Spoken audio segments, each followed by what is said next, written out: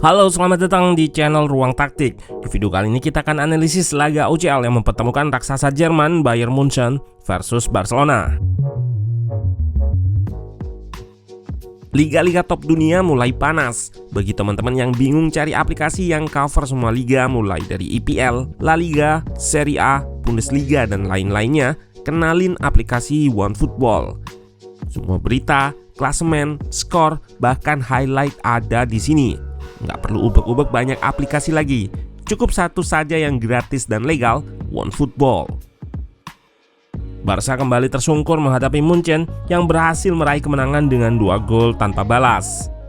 Hasil ini memperpanjang superioritasnya atas Barca dengan selalu meraih kemenangan di 5 laga terakhir. Terakhir kali Bayern Munchen gagal menang dari Barca terjadi 7 tahun silam di fase semifinal UCL 2015. Pada laga ini sebenarnya Barca lebih dominan dari segi possession dan penciptaan peluang. Meski tipis, anak asuh Xavi ini unggul penguasaan bola dengan 54% dan bisa menciptakan 18 peluang dengan XG yang cukup tinggi. Namun masalahnya peluang-peluang tersebut gagal dimanfaatkan menjadi gol. Memang di laga ini Barca memiliki masalah dalam penyelesaian akhir. Banyak peluang-peluang matang yang gagal dimaksimalkan dengan baik. Lewandowski menjadi tumpul. Berbanding terbalik dengan Barca, Munchen tampil lebih efektif. Dari 13 peluang dengan nilai XG 1,58, anak asuh Nagelsmann bisa mencetak 2 gol ke gawang Barca. Nah, penasaran dengan jalannya pertandingan dari segi taktikal? Let's go, kita bahas sama-sama. Bayern Munchen turun dengan formasi 4-2-3-1. Menariknya, tanpa Lewandowski, Müller diplot sebagai false nine dan ditopang Mane, Musiala, dan Leroy Sané di belakangnya. Sedangkan Barca menggunakan formasi 4-3-3. Jules Koundé diplot sebagai bek kanan. Lini tengah diisi Busquets sebagai lone pivot dan Gavi serta Pedri sebagai double number 8. Di lini terdepan, Lewandowski diapit Dembele di sayap kiri dan Rafinha di sayap kanan. Di laga ini, kedua tim sama-sama menerapkan high press untuk menghambat lawan saat bangun serangan. Statistik PBDA ini menghitung banyaknya umpan lawan ketika di-press. Barca berhasil membuat Bayern sedikit melakukan umpan dengan pressnya saat build up. Pun begitu, Bayern juga sama dengan selisih sedikit. Bayern menerapkan high press berbasis man marking. 3 pemain terdepan berhadapan dengan 4 bek Barca. Musiala marking Busquets dan double pivot Munchen marking double number 8 Barca, Gavi dan Pedri. Dan lini terakhir menjaga front line Barca. Blok press Munchen ini akan cepat bergeser saat Barca melakukan sirkulasi. Musiala dan Müller akan bergantian melakukan marking kepada back dan pivot Barca. Dengan shape ini, Munchen bisa menutup akses Barca ke tengah. Dan cara ini cukup berhasil. Dari passing map berikut terlihat Busquets terisolasi dan back Barca nggak berhasil mengaksesnya.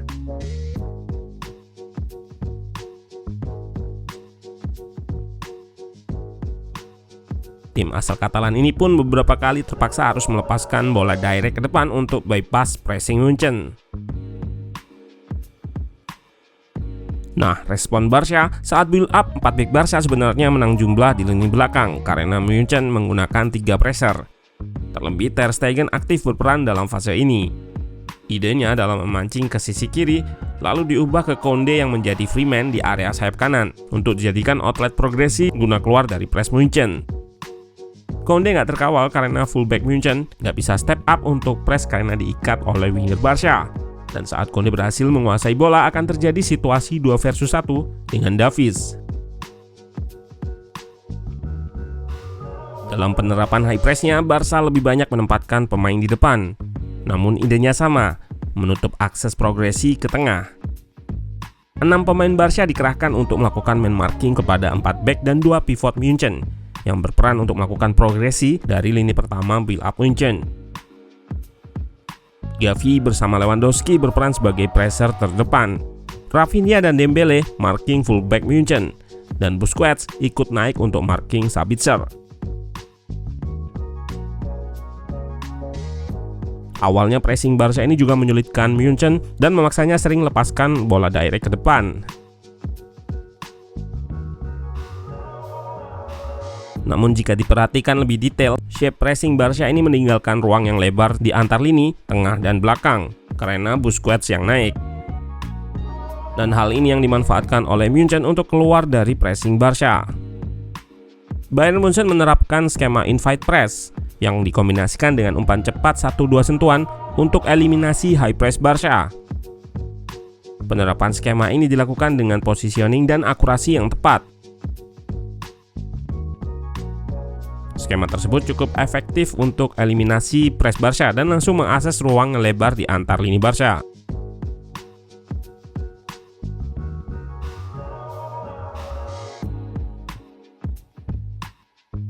Dengan high press yang alot, kedua tim beberapa kali memanfaatkan skema transisi atau counter attack untuk melakukan serangan, mencoba langsung eksploitasi pertahanan lawan yang masih disorganisasi.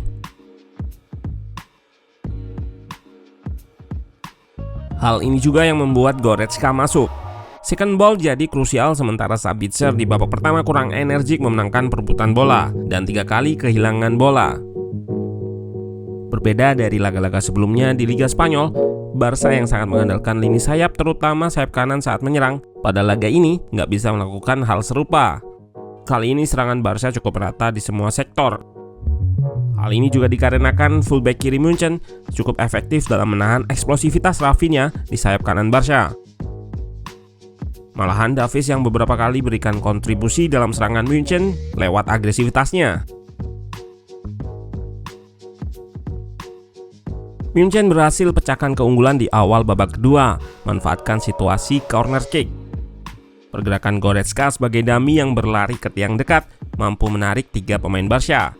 Ketiganya gagal menghalau bola dengan baik. Dan bola jatuh di area tiang dekat berhasil dimanfaatkan oleh Lucas Hernandez untuk dikonversi menjadi gol. Terlihat juga Marcos Alonso nggak melakukan duel terhadap Lucas Hernandez karena lepas dari markinya.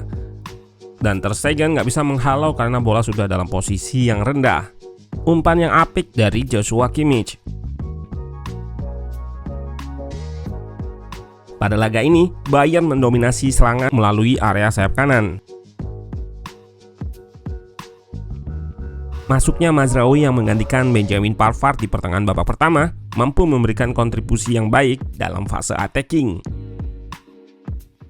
Dirinya kerap melakukan overlap saat fullback kiri Barca diikat oleh Sané yang masuk ke tengah dan Musiala yang kerap berada di area half space kanan.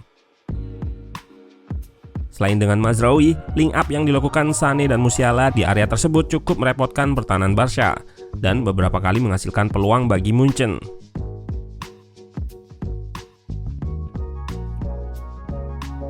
Terbukti dengan gol kedua Munchen di laga ini yang tercipta dari kombinasi ketiganya, Mazraoui, Musiala, dan Sané. Sebenarnya Barca sudah berhasil menyamai jumlah pemain Munchen di area itu, 3 versus 3.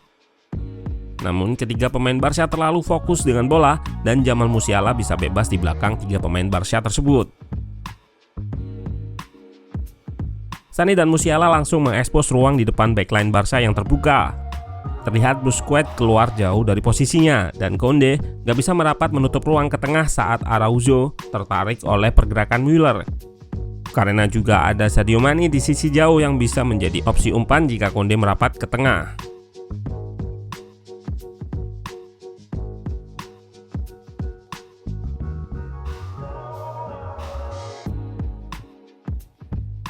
Unggul gol membuat Bayern semakin mudah menerapkan game plan untuk menyerang saat transisi. Bertahan rapat dan kompak dengan 4-4-2 menyulitkan Barca untuk menembus pertahanan Bayern di babak kedua. Pada fase bertahan, Bayern jelas lebih unggul. Nagelsmann pada laga ini terlihat lebih jitu dengan pergantian apik lewat Goretzka serta Mazraoui. Sementara Xavi masih percaya lantaran timnya hanya bermasalah di konversi. Pun begitu, pertahanannya terhukum 2 gol karena keefektifan Bayern. Ini adalah bukti sepak bola possession tanpa bertahan dengan baik akan semu. Sepak bola itu soal 4 momen penting: menyerang atau possession, bertahan, transisi, dan set piece. Bayern jelas lebih lengkap dari Barca.